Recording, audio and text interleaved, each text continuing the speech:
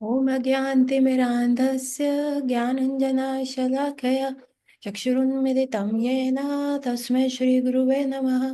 नमो विष्णुपादाय कृष्णपृष्ठाय भूतले श्रीमते भक्तिवेदान्ता स्वामीति नामिने।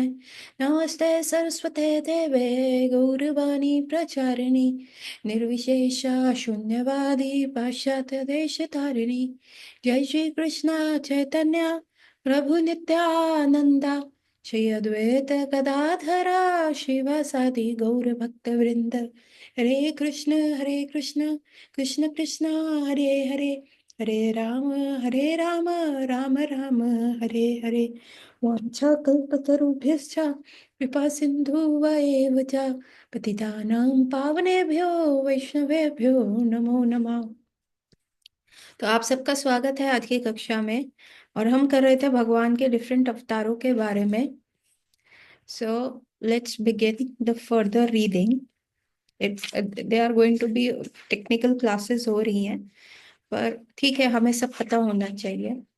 कल हमने बात करी थी कि शिव जी का कंसेप्ट हमने समझा था कि Shiv ji is not a जीव तत्व। ही इज नॉट जीव, उनको वो क्या है, महाविष्णु की जो है ग्लैंस है, जो वो माया जगत पे या महातत्वों के ऊपर डालते हैं।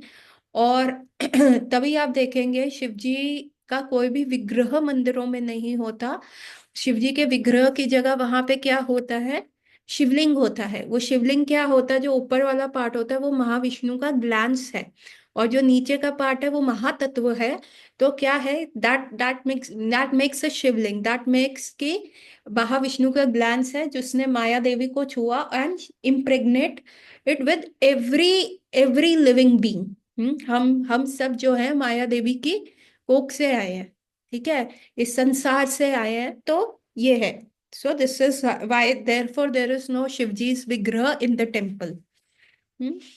सो अभी ये हमने सब बात कर ली थी, और कल मैंने एक राज भी बताया था कि कैसे अनुचित समय पे किया गया इंटरकोर्स से क्या होता है। ऐसे प्राणी उत्पन्न होते हैं, जो ऐसे बच्चे उत्पन्न होते हैं जो मतलब लाइक दे दे वैसा सोल हम अट्रैक्ट करते हैं जो शिवजी अपने साथ लेके चलते हैं, भूत पिशाच, और उनको बॉडी मिलती है। ठीक है, तो ये हमने कल लास्ट क्लास यहाँ पे एंड करी थी। अब हम आगे पढ़ते हैं। सत्व सत्व विधिपति होने पर भी भगवान श्री कृष्ण का ब्रह्मांड स्थित विष्णु रूप अवतार माया स्पर्श से परे है ना। भगवान विष्णु को तो माया देवी टच ही नहीं कर सकती, अगर, क्योंकि हमने ये भी डिस्कस किया था, जहां सूर्य होता है वहां अंधकार का कोई भी स्थान नहीं होता। तो जहां सूर्य की सारी किरणें हैं वहां अंधकार बिल्कुल भी नहीं हो सकता। तो जो सूर्य की किरणें उसी प्रकार से जहां भगवान है, विष्णु है या कृष्ण है, वो क्या है, सूर्य समान है। इसीलिए वहां पे माया देवी नहीं हो सकती। माया देवी क्या है, अंधकार समान है। माया देवी वह अंधकार समान है क्योंकि वो हमारे जो बुद्धि होती है उसको ढक देती है, आवरण डाल देती है। इसलिए हम भूल जाते हैं कि जीवेर स्वरूप है कृष्णेरा नित्य दास। हमारा जो प्रमुख हमारा जो ट्रू ईगो है वो है कृष्ण का दास बनना, इसलिए आवरण डाल दिया जाता है। अभी आप कहोगे कितना इजी है ये समझना ना कि ये कृष्ण का दास, बट हम लोगों को थोड़ा बहुत नॉलेज हो गया है, इसीलिए हम सरेंडर कर पा रहे हैं, हम इस कंसेप्ट को सुन पा रहे हैं, इस कंसेप्ट को एक्सेप्ट कर पा रहे हैं, और ये विश कर रहे हैं कि शायद हम भी ठाकुर जी को अच्छे से सरेंडर कर दे और हम भी ठाकुर जी के दास बन जाएं। लेकिन आप जब बाहर जाते हो, बाहर जाते हो, see, I was talking to one of my doctor friend, मेरे कॉलेज में थी, इकट्ठे हम पढ़े हैं। इनफैक्ट 11th 12th में वो कोचिंग सेंटर भी हमारा सेम था। तो I know her way back from like my 11th standard, है ना। And then we have been to the same college, फिर वहां से पढ़े, और फिर she is also practising nearby. तो ऑफ एंड ऑन मिलना जुलना हो जाता है। तो ऐसे ही एक बार मैंने उसको टेम्पल विजिट के लिए बुलाया, और I was explaining to her कि ऐसा है, ये सारी चीजें हैं। She said everything is right, but you say कि मैं किसी का दास बन जाऊं, मैं किसी का सर्वेंट बन जाऊं, sorry, this is not acceptable. I can not surrender to an extent to be a servant. हाँ, मेरा भी अपना पर्सनालिटी है। And see that is why भगवान ने भगवत गीता में भी यह बात बोली है कि they are so many people who will be coming to the temple. आप जन्माष्टमी में देखते हैं इतना भीड़ होता है, इतना भीड़ होता है कि हम रेगुलर गोइंग टेम्पल वालों को भी बहुत मुश्किल से अंदर घुसने को मिलता है। Getting my point? इतना ज्यादा वहां पे भीड़ रहता है। अभी आप ये देखो कि इतना भीड़ होने के बावजूद, आप सोचो कृष्ण को एक्सेप्टेंस भगवान ऐसा क्यों लिख रहे हैं भगवत गीता में कि only few people come and try to understand me, and out of those few people 10 are trying vigorously, and out of those 10 people only one can reach me. तो क्योंकि जो हमारे अनर्थ है ना, ये सारे रोड ब्लॉक्स हैं, ये सारे इनिबिशंस हैं। अभी मेरे को भी ऐसा लगता था भगवान ने ऐसा क्यों लिखा भगवत गीता में ना, बट जब मैंने अपनी फ्रेंड का सुना कि वो ऐसे बोल रही है मेरे को कि भाई सॉरी, मैं सरेंडर नहीं कर सकती, मैं किसी का दास नहीं बन सकती, मेरी अपनी इंडिविजुअलिटी है, that is my own individuality, और मैं हमेशा वो इंडिविजुअल रहूंगी, है ना। और मायावादी फिलॉसफी क्या है? अहम ब्रह्मास्मि, कि अल्टीमेटली माया का कवरिंग आपके ऊपर से हट जाएगा और आप एक दिन भगवान बन जाओगे। तो यहाँ अभी हम ये कंसेप्ट बोल रहे हैं कि हम भगवान के दास बनेंगे, और एक रिलीजियस सेक्ट ये बोल रहा है कि हम आपको भगवान बना देंगे। तो कौन सा बहुत ल्यूक्रेटिव लग रहा है, कौन सा बहुत ज्यादा ऐसा लग रहा है कि भैया इससे हम अट्रैक्ट हो जाए, है ना? तो वो वाला ऑफर ल्यूक्रेटिव लगता है, तो 90% लोग जो है वहां चले जाते हैं। और ये वाला भी जो सेवा दी गई है ना, Shiv ji is holding such a difficult सेवा, शिव जी कर रहे हैं। भगवान ने शिव जी को कहा कि आप जाओ, आप किसका अवतार लो, शंकराचार्य, आप शंकराचार्य बन के जाओ, और आप जो है मायावादी फिलॉसफी को कल्टीवेट करो, कि आप जो है ultimately you will become God. एक बार आप माया के कंसेप्ट से हट जाएंगे तो ultimately you all will become a God, ऐसा करो। तो शिव जी ने कहा मेरे को क्यों गलत फिलॉसफी प्रीच करने को कह रहे हो, मैं तो वैष्णव हूँ, मुझे पता है कि आपका पोजीशन वही रहेगा, दासों का पोजीशन वही रहेगा, तो आप क्यों मुझे ये रॉन्गली आप मेरे को क्यों बोल रहे हैं कि मैं ऐसा रॉन्ग प्रीचिंग करूं? तो कृष्ण ने कहा कि अरे भाई ये छन्नी होएगी ना, ऐसे तो सभी मेरे को अप्रोच कर लेंगे विदाउट बीइंग प्योरिफाइड, तो ये आप छन्नी लगा दो। तो जो लोग अट्रैक्ट होंगे ना कि हाँ अहम ब्रह्मास्मि, हम भगवान बन सकते हैं, तो फिर क्या होगा, मैं जो है उनको मैं क्या करूंगा, अ, उनको मैं साइड में कर दूंगा, फिर उनको डिफरेंट प्योरिफिकेटरी प्रोसेस पे जाना पड़ेगा, may be in 1 2 3 life time, and they will reach me. But ऐसा मत करो ना। सो जैसे कि आप देखते हैं आईआईटी में जाना, या आप किसी भी एलीट, नीट का एग्जाम हो गया, है ना, हमारे टाइम पे AI EEE का एग्जाम होता था। सो ऐसे सारे एग्जाम्स क्लियर करने के लिए कितना मेहनत करना पड़ता है ना, ये छन्नी है, सब कोई डॉक्टर नहीं बन पाता, सब कोई इंजीनियर नहीं बन पाता। जब इस भौतिक जगत की एक भौतिक डिग्री के लिए हमें इतना रगड़ा खाना पड़ता है, तो ठाकुर जी ने भी बहुत सारे टेस्ट बनाए हुए हैं। इसीलिए भक्ति आप अपने अकेले नहीं कर सकते कि वन में चले जाएं बुक्स लेके, no, it has to be taught under a guidance, under a guru, है ना। और a guru who has realised God and who follows God, जिसकी कथनी और करनी एक हो। वो खुद ना बोले कि मैं भगवान हूं। क्योंकि आप देखिए कि कितने सारे इंडिया में तो बहुत सारा ऐसा चीज है, मायावादी फिलॉसफी, है ना, ब्रह्मानंद फिलॉसफी, ये सारी फिलॉसफीज हैं जो हमें भगवान से रिलेशनशिप नहीं बनाने देती, हम सिर्फ एक ही स्टेप पे आके रुक जाते हैं। एंड देन नाउ तो एक और कंसेप्ट हो गया है कि any saintly person says I am God, please surrender to me. So that is also a very wrong philosophy, है ना। हमने आईडीसी के कोर्स में पढ़ा था ना, इस्कॉन डिसाइपल के कोर्स में, the Guru should be worshipped like God, but Guru is not God.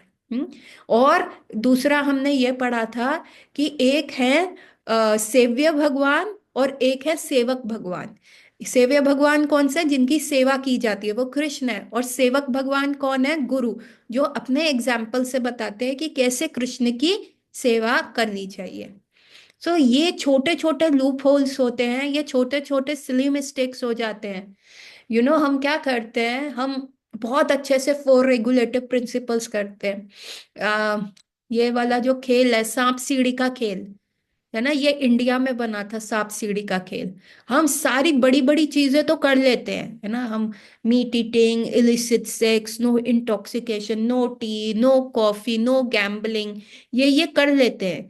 लेकिन ऐसे छोटे छोटे जो लूप होल्स होते हैं, जैसे ही हम 99 पे पहुंचते हैं, एक स्नेक होता है 99 पे जो हमें काट लेता है, और हम सीधा ही फिर से डाउनफॉल हो जाता है। तो ये किस लिए दिखाया गया है? ये एक स्पिरिचुअल लाइफ को कल्टीवेट करने को बताया गया है। स्पिरिचुअल लाइफ आप कैसे कल्टीवेट करेंगे? सो ये सांप खेल सीढ़ी का खेल ये है कि छोटी छोटी चीजें आप इग्नोर कर देते हो, और फिर जब आप बहुत समीप होते हो, बस एक भूल और आपका पूरा किया हुआ जीरो बटा सन्नाटा। सो इसीलिए प्रभुपाद कहते हैं, देर वॉज वन टाइम, शिला प्रभुपाद जो थे जा रहे थे, और जो भी उनका बुक डिस्ट्रीब्यूट करने बहुत सारे लोग जाते थे, तो Prabhupada used to say, are you reading my books? And वो जो बुक डिस्ट्रीब्यूटर्स थे वो कहते थे, yes Shrila Prabhupada, we are reading your books. Then again Prabhupada asked, are you reading my books? Again वो जो थे, उन्होंने कहा, yes Prabhupada, we are reading your books. Again Shrila Prabhupada जोर से गरजते हुए बोले, are you reading my books? तो उनको समझ ही नहीं आ रहा था कि वो क्या कह रहे हैं। तो उन्होंने, नहीं सॉरी, प्रभुपाद ने कहा, are you studying my books? तो वो जो व्यक्ति था जिनसे वो पूछ रहे थे, जो बुक डिस्ट्रीब्यूटर्स थे, उन्होंने कहा, yes Prabhupada, we are reading your books. Prabhupada ने फिर जोर से कहा, are you studying my books? उस व्यक्ति ने कहा, yes Prabhupada, we are reading your books. Prabhupada फिर गरज के बोले, are you studying my books? There is a difference. Reading, you read a newspaper, you read a novel, ठीक है, पढ़ा और देखा और भूल गए। बट स्टडिंग इज यार रियलाइजिंग इट, अंडरस्टैंडिंग इट, उसको बिल्कुल एब्जॉर्ब करना, that it becomes you, that it becomes your second nature. तभी ये जो शास्त्र होते हैं हमेशा गुरु के अंडर पढ़े जाने चाहिए, है ना। तो देयर फॉर यहाँ पे भी आप देखेंगे कि even Krishna appointed Shiv ji to come as Shankaracharya to put a sieve, कि उन्होंने जो मायावादी फिलॉसफी प्रोपोगेट करी, अहम ब्रह्मास्मि, हम भगवान है, तो जब कोई इतना, है ना, ल्यूकरेटिव ऑफर देगा कि अरे हम आपको भगवान बना देंगे, ये इस्कॉन वाले क्या बनाएंगे, ये गौड़ीय वैष्णव क्या बनाएंगे, ये तो आपको दास बना रहे हैं, अब हमारे पास आइए, हम आपको भगवान बनाएंगे, तो फिर क्या है? फिर तो अगेन वो लोग छट जाएंगे। तो हमारा ट्रू ईगो, तो ये अपने आप में, अपने ब्रेन में, जिसको कहते हैं गाड़ लो, नक्काशी कर लो, इन डेप्थ कर लो, एक नया न्यूरल पाथवे बना लो, कि we are always going to be the servant. मायावादी फिलोसफर क्या कहते हैं, कि जैसे बहुत सारी नदियां जो हैं, वो जो जाके समुद्र में मिल जाती हैं, और अल्टीमेटली वो क्या हो जाती है, वो समुद्र बन जाती हैं, वैसे ही जो आत्मा है वो परमात्मा में मिल जाएगी, और वो फिर ईश्वर बन जाएगी। But this is absolutely wrong philosophy. Shrila Prabhupada क्या कहते हैं, कि we are never ever going to lose our individuality. हम कभी भी हमारी इंडिविजुअलिटी, हम आत्मा तत्व कभी भी नहीं दे सकते। भगवान भगवान रहेंगे और जीव जीव रहेगा, ठीक है। पर डिफरेंस क्या होगा, अभी हम बद्ध जीव है, फिर हम मुक्त जीव हो जाएंगे। अभी हम बद्ध हैं, अभी हम कंडीशनड है। कंडीशनड कैसे हैं? माया के त्रिगुण के अंदर है। कभी हमें गुस्सा आता है तो वी आर अंडर रजोगुण, कभी हमें आलस्य आता है तो वी आर अंडर द तमोगुण, कभी हम चैरिटी करते हैं, वी आर अंडर सतोगुण।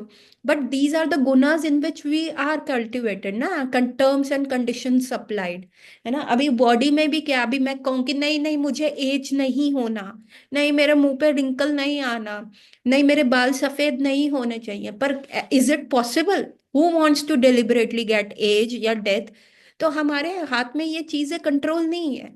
अभी हम कहें कि भाई डाइजेशन, स्टमक आज तुम जल्दी से डाइजेस्ट कर लो, क्या ऐसा होगा? लिवर या गॉल ब्लैडर, तुम अभी से बहुत अच्छे अच्छे बाइल जूसेस निकालो। सांस लेने की नली, तुम अच्छे से सांस खींचो।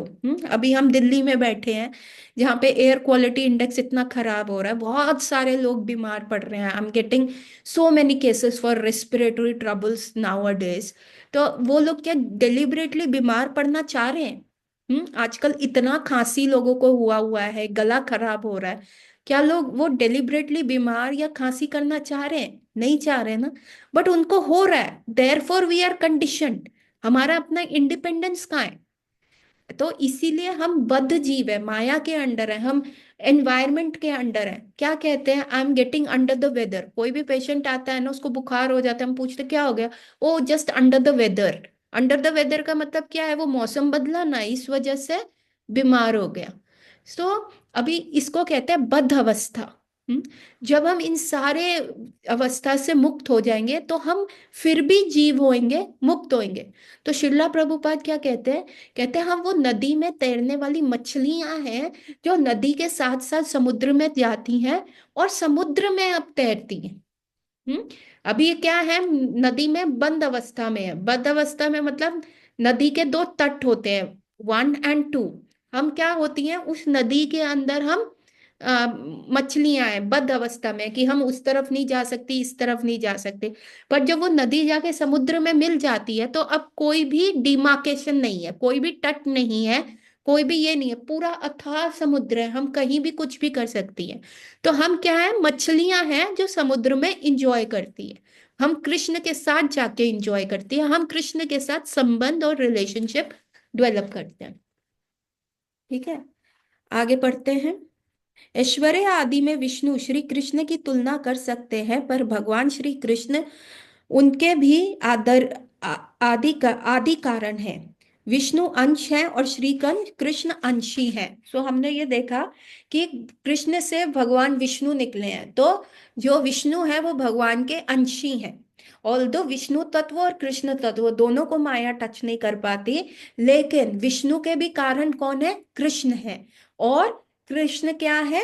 अंशी है। अंशी मतलब उनके अंश से निकला है। और भगवान विष्णु क्या है?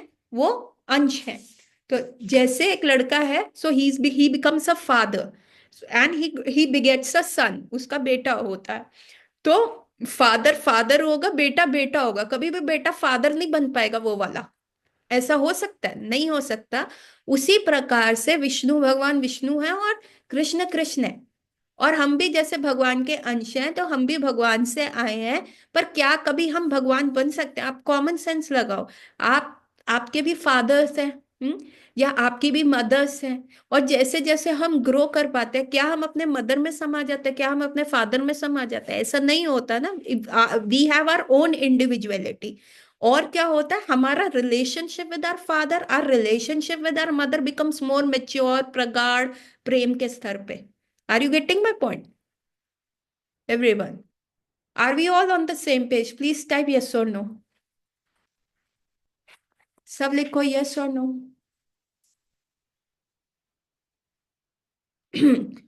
यही चीज दी गई है।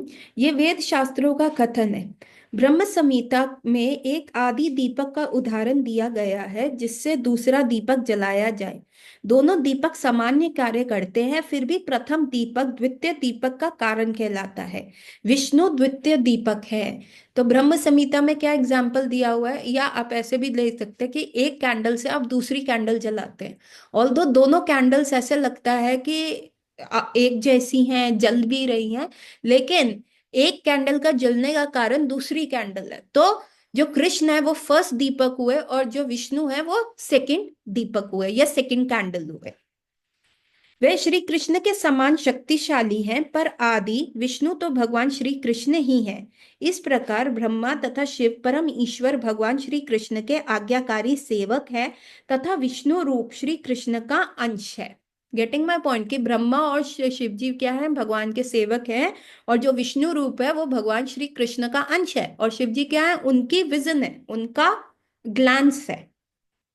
लीला अवतारों तथा गुण अवतारों का वर्णन करते हुए महाप्रभु ने श्री सनातन को मनवंतर अवतारों का वर्णन सुनाया। अब हमने लीला अवतार कर लिए, गुण अवतार कर लिए, पुरुष अवतार कर लिए। अब श्रीमान महाप्रभु जो है सनातन गोस्वामी को मनवंतर अवतारों के बारे में बता रहे हैं। उन्होंने कहा मनवंतरों की गणना नहीं की जा सकती। ब्रह्मा के एक दिन अर्थात एक कल्प में 14 मनवंतर होते हैं। ब्रह्मा जी के एक दिन में क्या होता है? 14 मनवंतर होते हैं। या एक कल्प में। ब्रह्मा के एक दिवस का परिणाम 4 अरब 25 करोड़ वर्ष है। ब्रह्मा जी का एक दिवस, वन डे कितना है? 4 अरब 25 करोड़ वर्ष। This is earthly years.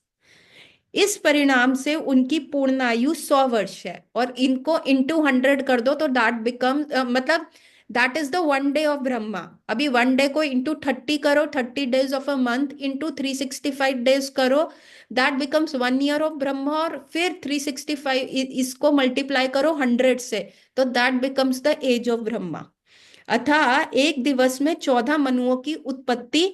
इसके अनुसार ब्रह्मा का एक मास जो है 420, 410, और एक वर्ष में, ओहो दिस इज द हिंदी गणना, 580 मनुओं का प्रकट होता है। अच्छा, या क्या लिखा हुआ है कि अभी क्या है, थोड़ा मोटा मोटा समझते हैं सी। अच्छा, एक और बताती हूँ बात, this is also secret. Brahma ji क्या करते हैं, सुबह उठते हैं। सुबह उठने का मतलब क्या है? जब वो फ्लावर के ऊपर उनका जन्म होता है, तो वो उठते हैं। तो फर्स्ट 12 आवर्स जो भी उनके डेज के होते हैं, तो उसमें वो क्या करते हैं? पृथ्वी का सृजन करते हैं, निर्माण करते हैं। फिर क्या होता है, जब ब्रह्मा जी सोते हैं, व्हेन ही इज स्लीपिंग, तो इसको कहते हैं आंशिक प्रलय। ब्रह्मा जी क्या करते हैं? रात को सोते हैं, जैसे हम सोते हैं वैसे ब्रह्मा जी भी सोते हैं।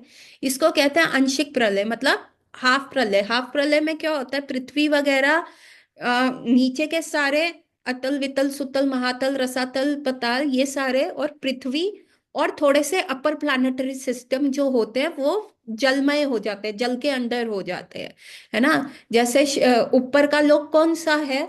अभी हमारा भूलोक है, तो एस्ट्रल वर्ल्ड, जहाँ पे आत्माएं हैं, जो अतृप्त आत्माएं घूमती हैं। भूलोक, भवलोक, स्वर्गलोक, ये भी सारे जलमय हो जाते हैं। तो कौन सा लोक बचता है?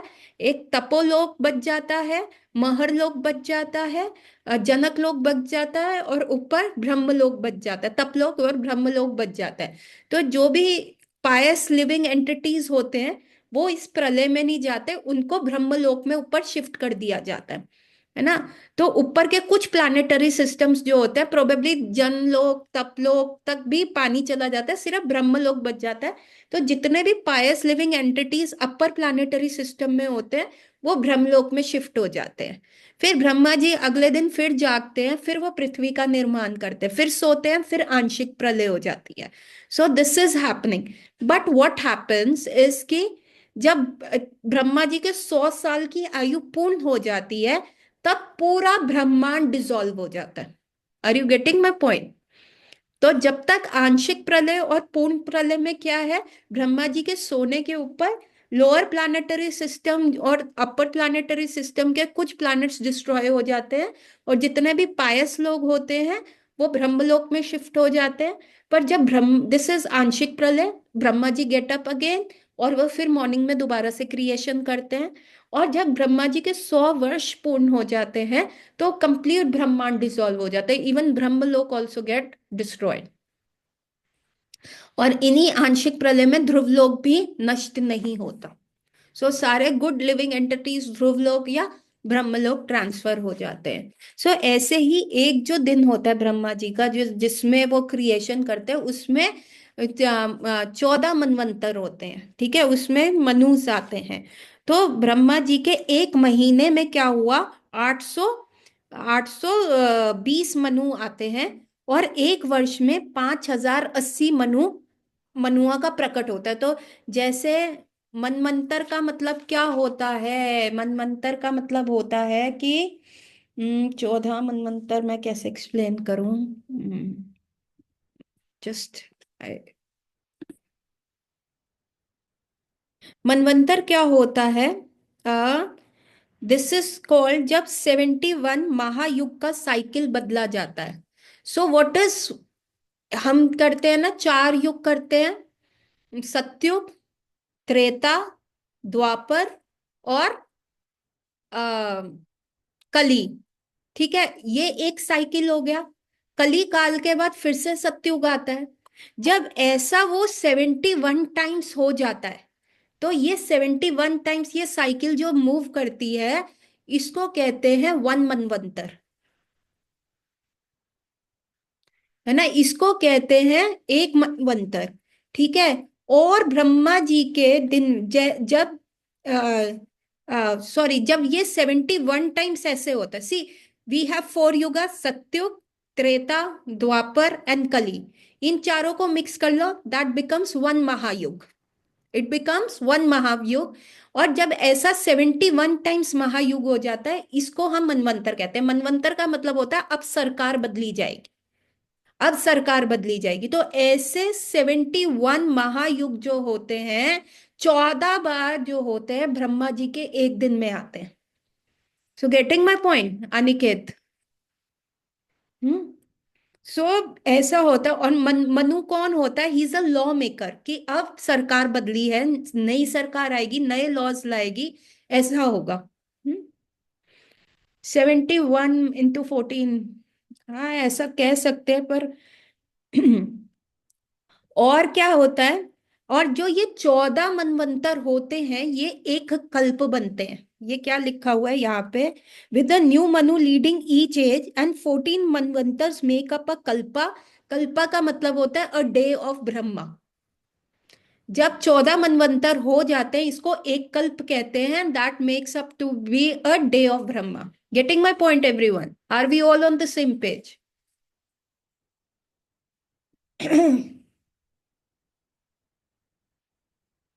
ठीक है।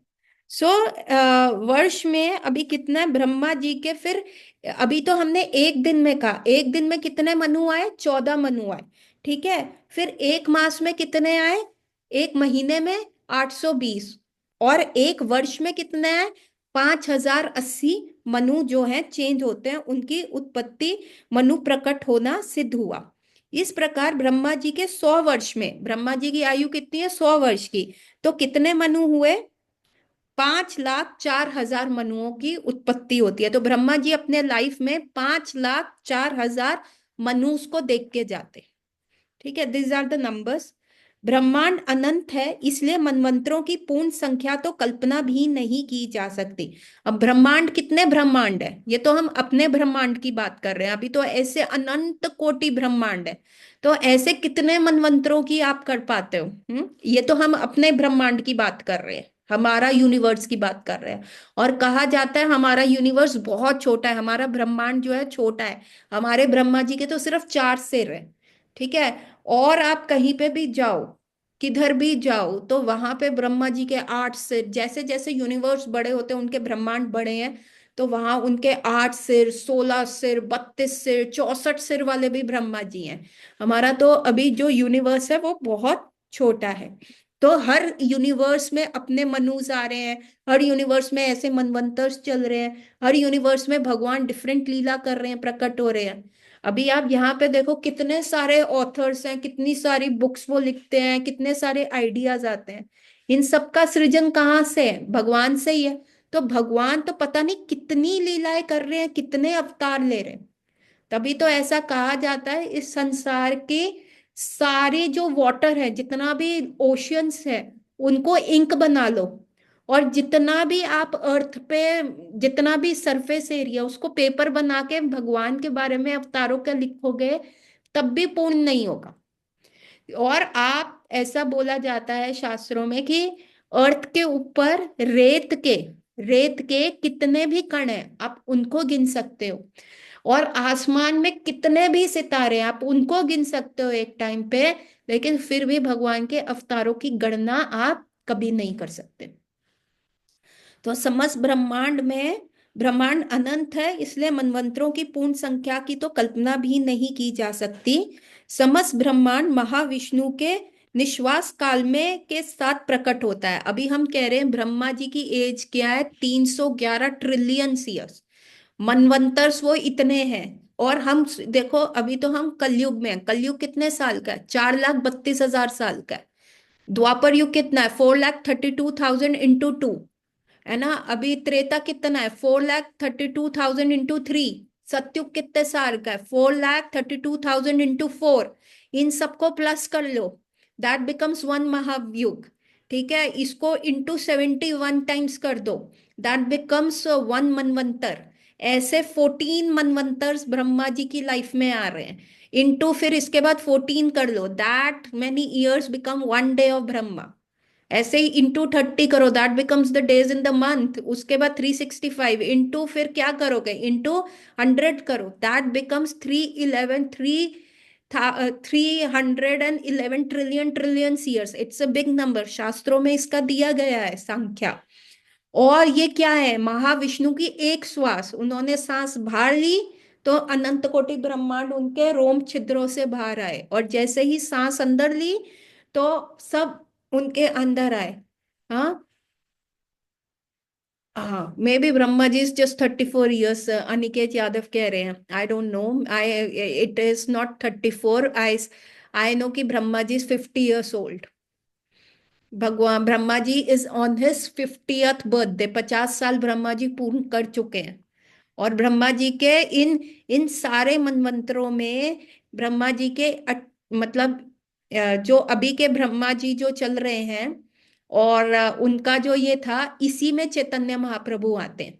28वें मनवंतर में ब्रह्मा जी के कृष्ण जब भगवान, so Krishna is also not always coming in Dwapar yug, ऐसा भी है। तो this is such a big thing कि इस ये वाला जो काल चल रहा है, ये जो महायुग का साइकिल चल रहा है, इसी महायुग में द्वापर में कृष्ण आए थे। और इसी महायुग में 5,000 साल, 500 साल पूर्व जो है चैतन्य महाप्रभु भी आए थे। So we are so lucky, we are so near to him. और this only happens, not in every Kalyuga, not in every Kalyuga Chaitanya Mahaprabhu comes. We are special people. And Brahma ji has completed his 50 years. He's not 34, he is 50 years old.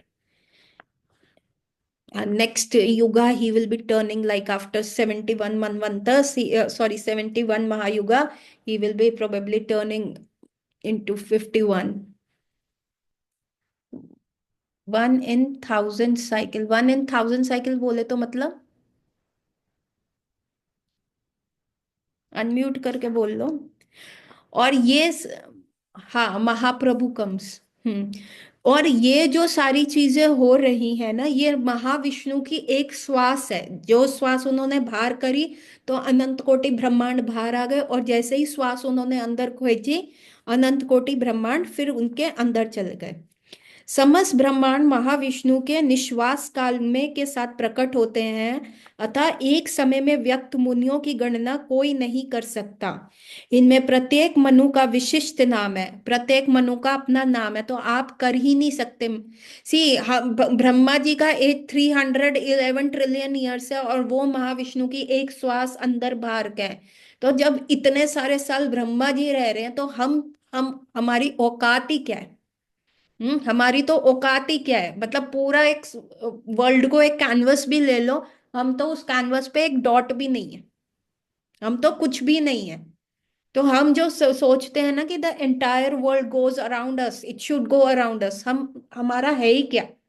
हम तो even on the world canvas एक bubble की तरह भी नहीं है। ब्रह्मा जी में भी appearing like a bubble, coming and going, फूट गया जैसे रिपल्स आते हैं। आप स्टोन फेंकते हो नदी में, तो थोड़ी देर के लिए रिपल्स आ जाते हैं, लहरें बन जाती हैं, और उसके बाद वो चली जाती है। तो ब्रह्मा जी में लुक लाइक दैट रिपल, हम तो वो रिपल भी नहीं आएंगे पूरा इस पूरे भगवान के कैनवस पे। और तब भी, हाँ, जतिन सही कह रहा है, तब भी हम कितना घमंड करते हैं। तो और इतने सारे मनुस आते हैं, आप उनकी गिणना भी नहीं कर सकते। इनमें से प्रत्येक मनु का विशिष्ट नाम है, और हर मनु का नाम है। पहले मनु जो थे वो ब्रह्मपुत्र स्वयंभू मनु थे। जो सबसे फर्स्ट मनु थे उनका नाम क्या था, स्वयंभू मनु। दूसरे सर्वोचिष अग्नि के पुत्र थे। जो पहले मनु थे वो ब्रह्मा जी के पुत्र थे, उनका नाम स्वयंभू मनु था। दूसरे जो थे स्वरोचिष अग्नि के पुत्र थे। तीसरे मनु प्रियव्रत पुत्र उत्तम थे, और चौथे मनु तामस उत्तम के भाई हैं। पांचवें और छठे मनु रेवत और चक्षुम तामस के भाई हैं। सो, और चक्षुपुत्र हैं। सातवें मनु का नाम विविस्वता है। वे सूर्यदेव की संतान है। आठवें मनु स्वर्णीय सूर्य पत्नी छाया के जन्मे हैं। नौवें मनु वरुण पुत्र दशार्विण है। उपश्लोक पुत्र ब्रह्मसावणी 10वें मनु है। शेष 4 मनु है, रुद्रस्वामी, धर्षस्वामिनी, देव सावणी एंड इंद्र सावणी। तो ये हमने 10 मनुओं के नाम किए। ठीक है। And some are Vayuputra, Brahmaputra, Agniputra. So I will end my class today here. Happy Safala Ekadashi to all of you, and we will meet tomorrow with the 2 classes. Hare Krishna everyone. Gaur Ratri. किसी का कोई प्रश्न है तो group में post कर दीजिएगा। गौर रात्रि।